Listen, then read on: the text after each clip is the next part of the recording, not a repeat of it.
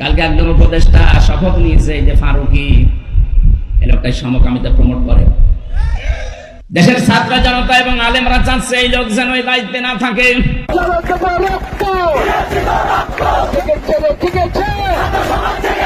এটা আমাদেরও সবার দাবি, এই লোককে এখান থেকে তাড়াতাড়ি নামিয়ে দেন।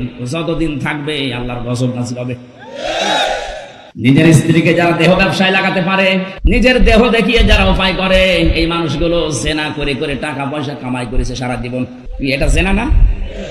হয়তো লজ্জা স্থানের জেনা না হতে পারে, চোখের জেনা হয় না তাদের, হাতের জেনা, মুখেরটা, হৃদয়েরটা, বাকি আছে কোনটা? বাকি যেটা আছে ওইটা ওদের বাকি নেই। আমি নিচে নামলাম না। এইরকম মানুষকে আপনি মুসলমানের ৯৬% দেশে দায়িত্ব দিয়ে দেবেন, কয়দিন পরেই তো প্রমোট করবে যে আমরা পুরুষে পুরুষে বিয়ে করব। সূরা আরাফে পাবেন এই তথ্যটা। ১৭৯ নম্বর আয়াতের প্রথম অংশে আছে, ওয়ালাকাদ যারানা লি জাহান্নামা কাসীরাম মিনাল জিন্নি ওয়াল ইনস।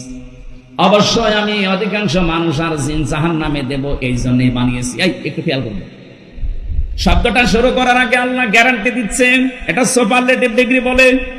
ওয়ালাকাদ খালাকনা, ওয়ালাকাদ যারানা, অবশ্যই আমি আল্লাহ বানিয়েছি লি জাহান্নামা, জাহান্নামের জন্য, কাসীরাম মিনাল জিন্নি ওয়াল ইনস, অধিকাংশ মানুষ আর জিন জাহান্নামে দেব, এই জন্য বানিয়েছি। প্রশ্ন আসতে পারে, আল্লাহ যখন কাসীরা দিলেন যে অধিকাংশ জিন আর মানুষ জাহান্নামে দেবে, তাহলে আমাদের আর কোনো দোষ নেই নাকি? আয়াতের পরবর্তীতে আল্লাহ ৩টি ইন্দ্রিয় শক্তির কথা দিয়েছেন, যেটা আমাদের এই সিহাবার ভেতরে আছে। এই যে বাক শক্তি, যেটা দিয়ে বিবেকের তাড়নায় কথা বলা হয়। বিজ্ঞান আমাদের এই কথা বলা শব্দটা নিয়ে সূরা রহমানের ৪ নম্বর আয়াতে আছে, খালাকাল ইনসানা আল্লামাহুল বায়ান। আমি মানুষ বানিয়েছি আর তাকে কথা বলা শিখিয়েছি। এটা নিয়ে বিজ্ঞানী গবেষণা চালিয়েছে যে মানুষ কথা বলে কি করে, দেখি তো। এই যে কয়েক ইঞ্চি জায়গা গলার ভেতরে, এখানে ২৭টা স্তর আছে। এতটুকু জায়গায় ২৭টা স্তর পার করার পরে, ধাক্কা লাগার পরে একটা কথা তৈরি হয়। আপনি তো মনে করছেন এ আর কি, আপনি টের পাচ্ছেন? এই কথা বলার শক্তি পৃথিবীর কেউ আপনাকে দেয়নি। যারা এই ১৫.৫ বছর কথা বন্ধ করে রেখেছিল তারাও দেয়নি। ডাইরেক্ট ইনডাইরেক্ট ভাবে দেশে আমরা শুধু ১৪ দলের লোক বাদ দিয়ে বাকি সবাই ছিলাম কথা বন্ধ অবস্থায়। কথা যা বলতাম ওটা কথা না। আমাদের বাক শক্তির উপরে একটা অনিয়ন্ত্রিত, একটা গোপন ভাবে আইন জারি করা ছিল, আমরা কথা বলতে পারতাম না। আমি এর ব্যাখ্যা পড়েছি তাফসিরে আর হাদিসে। নবীজি জানিয়েছেন কথা কিভাবে বলো জানো? প্রত্যেকটি স্তরে একটা করে ফেরেশতা বসে আছে।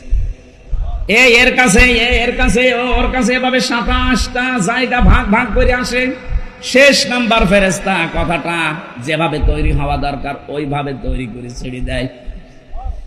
একজন ফেরেশতা যদি দায়িত্ব অবহেলা করে, আপনি কিয়ামত পর্যন্ত কথা বলতে পারবেন না, শুধু গা গু করবেন। কত বড় নিয়ামত পেয়েছেন আপনি, টের পেলেন? আল্লাহ পাক বলেন, এই যে যোগ্যতা দিলাম তোমাকে, এই যোগ্যতাটা যারা আগে দুনিয়ায় কাজে লাগায় না, বিবেক যাদের দিয়েছি, হৃদয় দিয়েছি, যে মানুষগুলো অনুধাবন করতে পারে, কিন্তু এই মানুষগুলো অনুধাবন করার শক্তি থাকার পরেও করে না। এটা সারা বিশ্বে এখন তাকান, মানবতা বিপন্ন হয়ে যাচ্ছে। অথচ মোড়ল যারা দুনিয়া যারা চাষ করে, তাদের মুখে কথা নেই। এই মানুষগুলো মানবতার পক্ষে শুনি কথা বলে, মানবতার ধ্বজাধারীরা। এই শব্দটাকে পুঁজি করে বাংলাদেশে মানবতা, এই শব্দটাকে কাজে লাগিয়ে ওরা এখন একটা অফিস খুলতে চাচ্ছে ঢাকায়, সমকামিতার। এই কথা বলছেন, এটা একটা হারাম কাজ। আল্লাহর পুরা সৃষ্টিকে ওরা পাল্টিয়ে ফেলেছে। আল্লাহ নারীর প্রতি পুরুষ, পুরুষের প্রতি নারীর একটা আকর্ষণ বানিয়েছেন। এটা সূরা আলে ইমরানের ১৪ নম্বর আয়াতে আছে, হুব্বুশ শাহাওয়াতি মিনান নিসাই ওয়াল বানিন। আল্লাহ বলেন, পৃথিবীতে যত আকর্ষণীয় বস্তু আছে, লোভনীয়তার ভেতরে ১ নাম্বার মানুষের জন্য আমি তৈরি করে দিয়েছি মেয়েদেরকে। অথচ সেই সিস্টেম পাল্টিয়ে তারা আজ মেয়ে বাদ দিয়ে পুরুষে পুরুষে বিয়ে করবে। এরা আল্লাহর সৃষ্টিকে পাল্টাতে চায়। মানবতার অফিস খুলবে এই কথা দিয়ে ওরা এখন সমকামিতার অফিস ঢাকায় খুলতে চাচ্ছে। ঢাকাবাসী একটা মানুষ যদি ইমানদারে ঢাকায় থাকে, অফিস খুলতে দেওয়া হবে না। তুমি যত শক্তিশালী হোক। এই কাজ করে লূত নবীর স্ত্রী, এই কাজ করে লূত নবীর সাথী ডেড সিতে পরিণত হয়েছে, মৃত সাগর। এখন পর্যন্ত সাগরে কিছু বাঁচে না। আপনি জর্ডানে যেয়ে দেখেন, ওই সাগর এখনো আছে। বাংলাদেশকে অনেকে জর্ডান বানানোর জন্য গোপন ষড়যন্ত্র করছে। এখন বলেন এসব আপনার বলার দরকার নেই, আপনি মাটির নিচের ওয়াজ করেন। আরে ভাই, এমন অবস্থার সামনে 2 তলা নৌকা, কয় তলা? আমরা উপর তলায় আছি, নিচ তলায় আছে ওনারা। বারবার উপরে পানি নিতে আসছে। এখন যদি বলে ঝামেলা করেন কেন, নিচে তো পানি আছে, একটু ফুটো করে দিলেই তো হয়। ওরা যদি বলে ঠিক আছে, আপনাদের ডিস্টার্ব হয়, আর জীবনে আসবো না, পানি তো হাতের কাছে আছে, একটা তক্তা শুধু খুলে নেব, এই কথা বলে যদি ওরা খুলতে চায়, ওপরে আমরা যারা আল্লাহর ওলি বসে আছি যদি বলি লা ইলাহা ইল্লা আনতা সুবহানাকা ইন্নী কুনতু মিনাজ জালিমিন, পানি ওটা বন্ধ হবে। আরো জোরে বলেন। আপনি জাহান্নামে যাবেন, পানিতে ডুবে মরবেন, আমার অসুবিধা ছিল না। আপনার এই দুনিয়ায় তো এখন আমি আছি। আপনাকে বাধা না দিলে যে গজব আসবে, ওই গজবে আমারও গ্রেফতার হওয়া লাগবে। এই কারণেই তো বলা লাগছে। আশা করছি আপনার ইঙ্গিত বুঝেছেন। এই দেশে আল্লাহর নিষিদ্ধ কোন কাজ সে সমকামিতা বলেন আর যেটাই বলেন। কালকে একজন উপদেষ্টা শপথ নিয়েছে যে ফারুকি, এই লোকটাই সমকামিতা প্রমোট করে।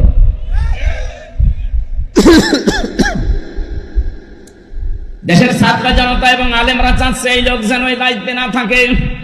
এটা আমাদেরও সবার দাবি, এই লোককে এখান থেকে তাড়াতাড়ি নামিয়ে দেন। যতদিন থাকবে আল্লাহর গজব নাযিল হবে। নিজের স্ত্রীকে যারা দেহ ব্যবসায় লাগাতে পারে, নিজের দেহ দেখিয়ে যারা উপায় করে, এই মানুষগুলো জেনা করে করে টাকা পয়সা কামাই করেছে সারা জীবন। এটা জেনা না? হয়তো লজ্জা স্থানের জেনা না হতে পারে, চোখের জেনা হয় না তাদের, হাতের জেনা, মুখেরটা, হৃদয়েরটা, বাকি আছে কোনটা? বাকি যেটা আছে ওইটা ওদের বাকি নেই। আমি নিচে নামলাম না। এইরকম মানুষকে আপনি মুসলমানের 96% দেশে দায়িত্ব দিয়ে দেবেন, কয়দিন পরেই তো প্রমোট করবে যে আমরা পুরুষে পুরুষে বিয়ে করব। যেহেতু আল্লাহ ফাকতিয়া দিয়েছেন, ফাকতিয়া দাবিরুল কওমিল্লাযিনা যালামু, জালেমদের শিকড় কাটা হয়ে গেছে। সুতরাং আমরা কোন জালেম আবার সামনে বসে আবার উল্টা পাল্টা জেট চালাবে, আমরা এখনই বন্ধ করতে চাই। বিবেক যাদের আছে আপনার কাছে লাগে না কোন কারণে বলেন তো? পাগলকে তো আল্লাহ বিবেক দেয়নি, এই জন্য পাগলের কোনো হিসাব নেই। আলাহুম আ'য়ুনুন লা ইবসিরুনা বিহা, তাদের চোখ আছে কিন্তু তারা দেখে না। কত কিছু তুমি দেখতে পাও, কোরআনের কথাগুলো দেখতে পাও না। আল্লাহ চোখকে ডাক দিয়ে বলছে, চোখওয়ালা মানুষ কি করো তুমি?